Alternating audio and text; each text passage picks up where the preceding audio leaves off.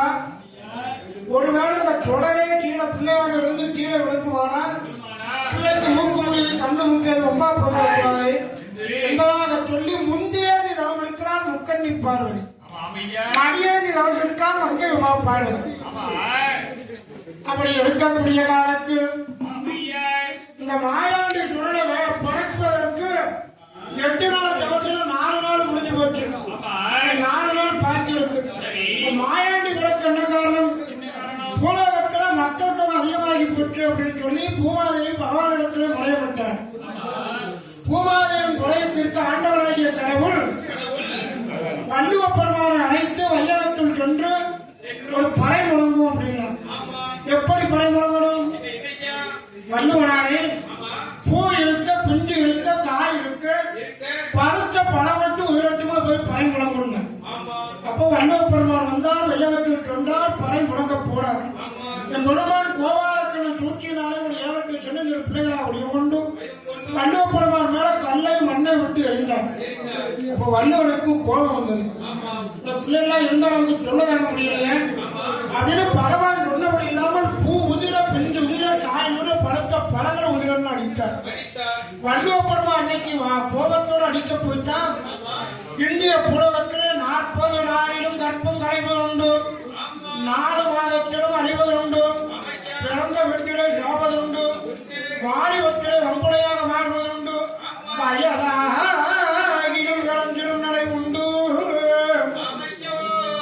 இப்படி இறஞ்சிட ஐயானத்தில் ஒரே பிணக்குயலாச்சு வந்தா. ஆண்டவன் சிவபெருமான் இடத்துல மீண்டும் பூமாதேவி வந்தார்.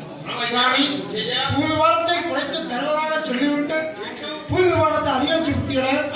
உயிரோடு இருக்கும்போது ஒரு மனுஷன் 80 கிலோ 100 கிலோன்னு இருக்காரு. அவன் இறந்து போனோம்னால 100 200 ஆகுது, 200 400 ஆகுது. அதனால பிழைச்சுவே தாங்க முடியல, குறைத்து தாங்கன்னு கவலைப்படாத பூமா. இன்னைக்கு 8ஆம் நாள் பார்வதிக்கு இப்பவே ஒரு பிள்ளை பறக்க போனா. இந்த பிறந்த பிள்ளைதான் நாளைக்கு மத்தியானம் போவோம். ஆண்டவனை தும்பான், சுடுகாடு வருவான், சுட்டவனை தும்பான், இடுகாடு வருவான், இறந்தவனை தும்பான். பிழைச்சுவையை குறைத்து தருவான், கவலைப்படாது என்று ஆண்டவன்